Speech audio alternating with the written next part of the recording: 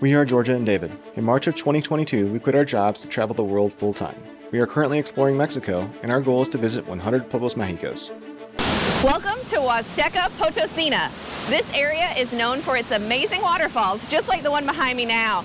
And over the next 2 videos, we're going to take you to a bunch of them. We're going to show you everything this region has to offer, so follow along.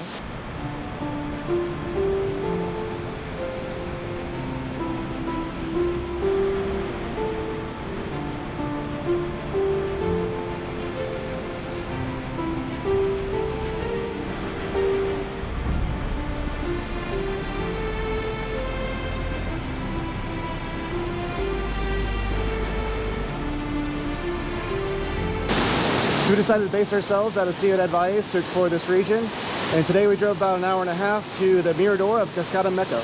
Now later we're actually going to be going down to do some activities at Meco, but first we're heading to El Salto.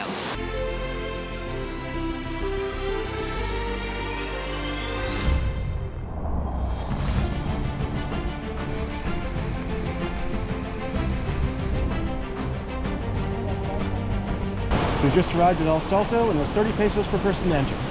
Then we had to pay an additional 50 pesos per person to rent life jackets. That is required if you want to swim at all. It does also look like they have a couple of like food and beverage stands set up, so I think we're going to spend a little bit of time here and enjoy it.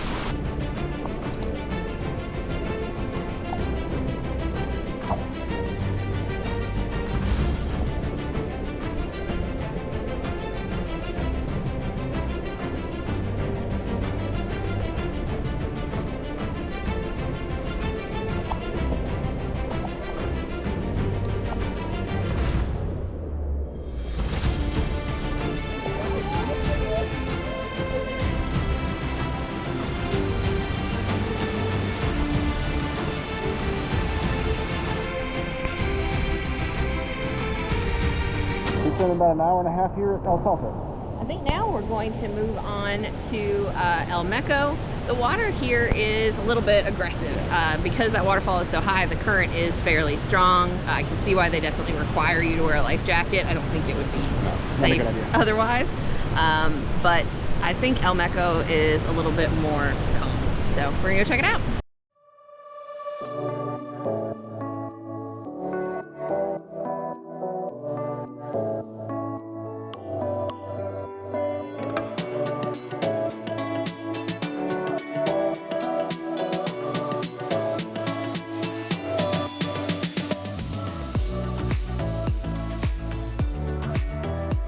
So we made it to Ecoparque El Chalán, and entrance was 40 pesos each.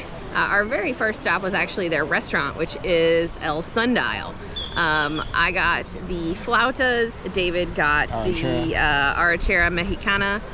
Both were fantastic. Excellent. They had negro modelo, and then after tip, it was just a total of 640 pesos. I think we may stop back by there later, because right now it is about noon, so we had our brunch there, and we might have some lunch or dinner there later. Here you can do boat rides. They also have tubing, and then of course you can just swim in the gorgeous water. So I think we're gonna get in the water. It is hot today. I think the high is gonna be 105.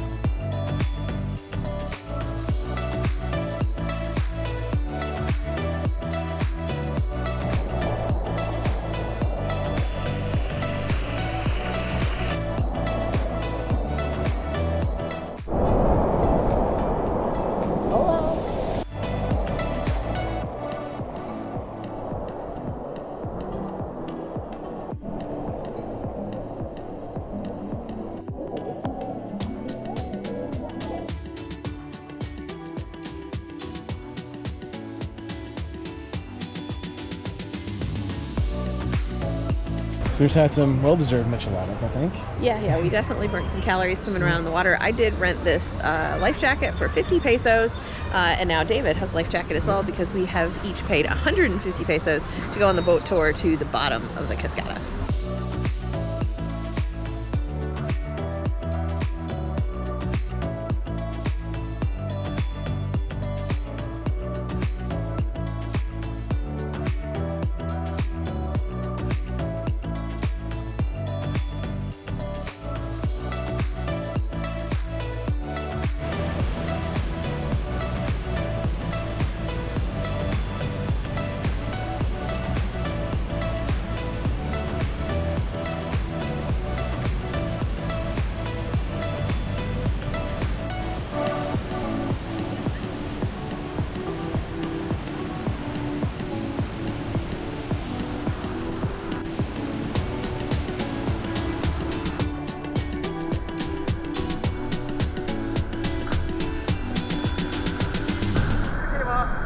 So our boat's way down there. He left us.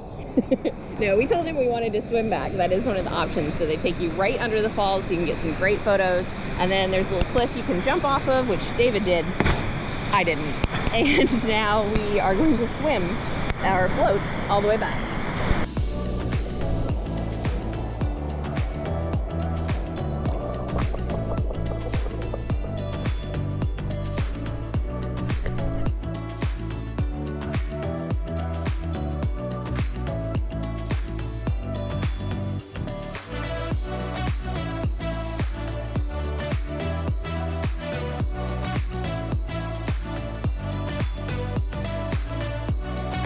Today we drove about an hour and 20 minutes to the Cascadas de Minas Viejas. This cascada is very close to the two that we did the other day, so you could combine them all, but since we have the time, we're going to slowly enjoy them all. Also, I think today the highest is to be like 111, 112 degrees, so we're going to be enjoying the cool water for as long as possible.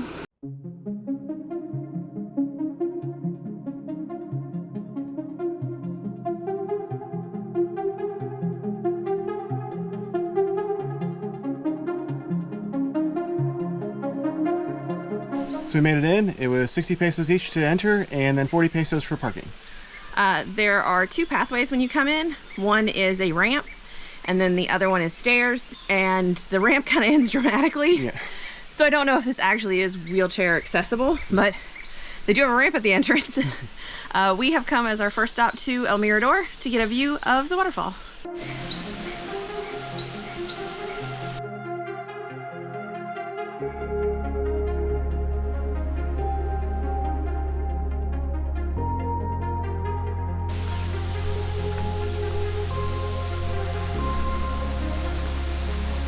So we paid 30 pesos each for our chalecos or life jackets. And then we came down the second set of stairs.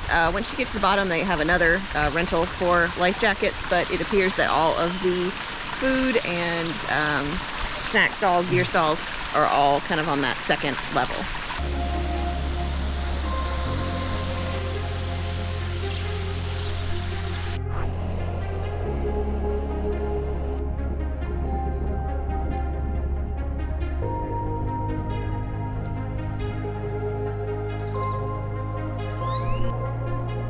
Another benefit to splitting up the waterfalls over multiple days is that you get them all to yourself in the morning before all the people and tour groups arrive.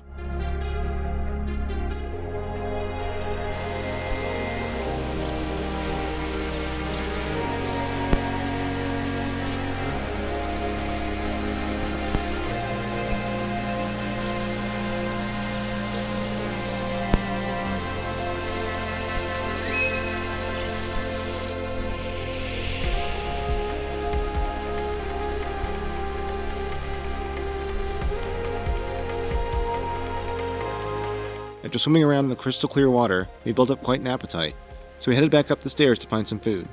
Everything at this stall was tasty and couldn't have been more affordable.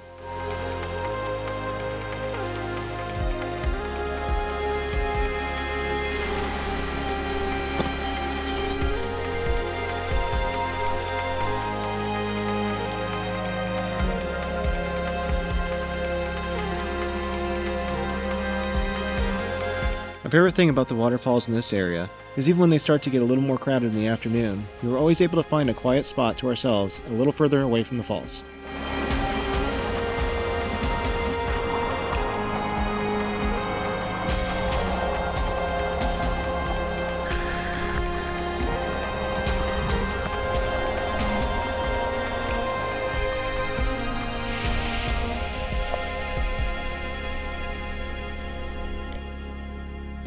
We dried off enjoying some micheladas, then headed to grab some dinner.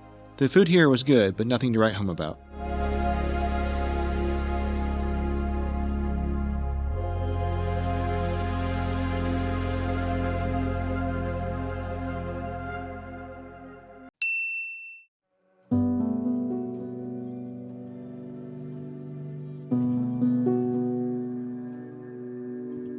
Today we've driven about an hour to the Cascada Tamul, which is the highest cascada here in San Luis Potosi.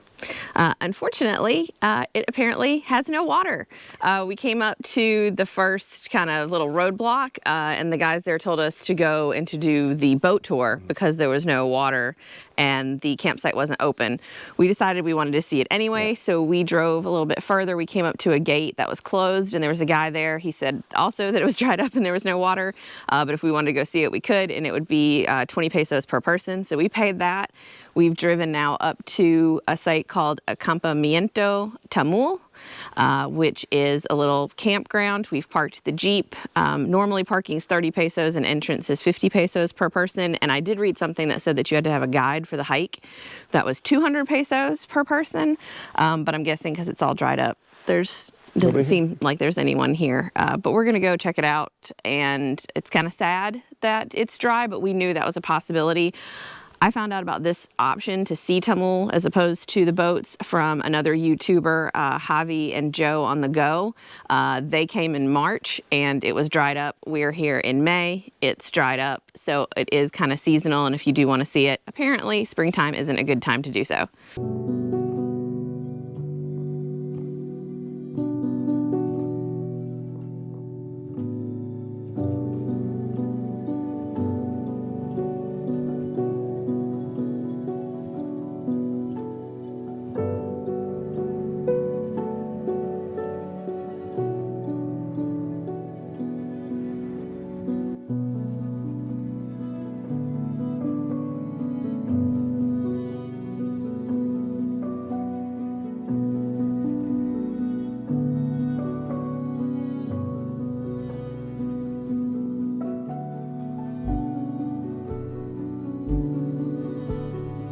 So after about a kilometer hike, we've reached the top of what should be the Cascada Tamul.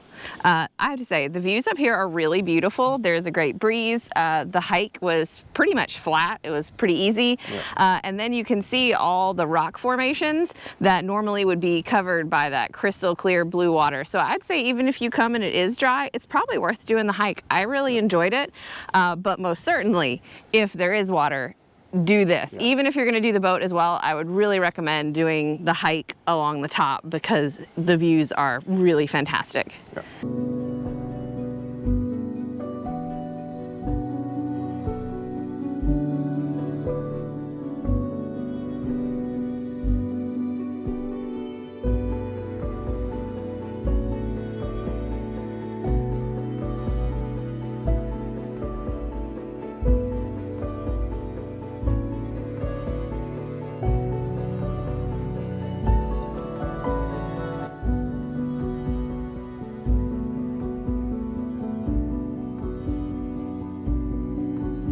Since Tamul didn't have any water, we came to another cascada that hopefully has some water. It's Micos.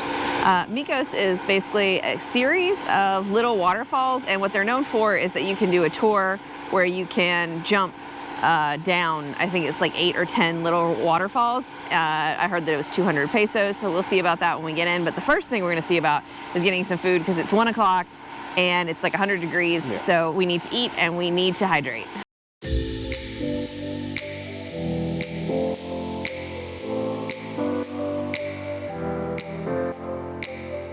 All right, so the entrance was 100 pesos each to get in, and that included parking and the chalecos, or life jackets. Yeah, so at first we thought it was more expensive because we were like, whoa, 100 pesos, but since it includes those things, it's actually right on par with everything else.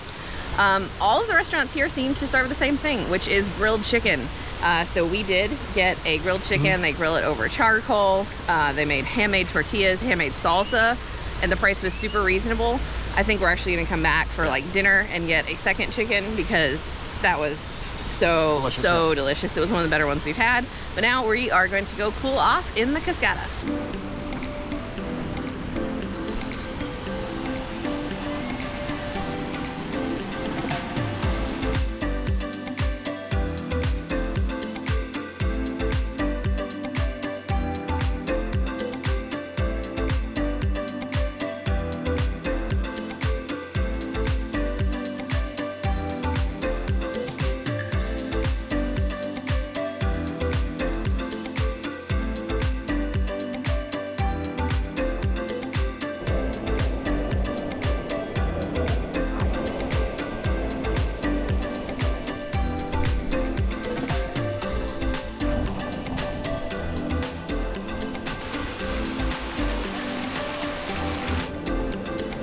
These waterfalls are all a part of the Ruta Turquesa. You may have noticed the water here is a little less turquoise. It was also much warmer. The reason for that is that it is towards the end of the route.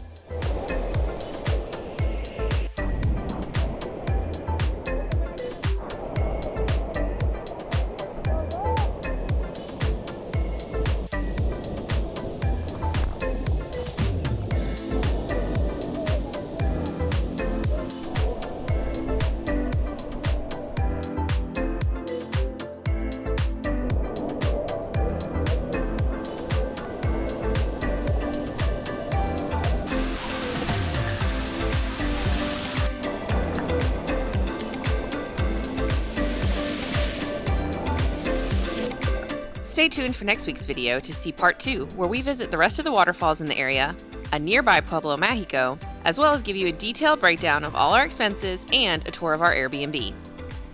Thanks for watching, and as always, if you have any questions, comments, or suggestions, please leave them down below. If you haven't already, check out last week's video where we visit the nearby Pueblo Mágico of Jalitla.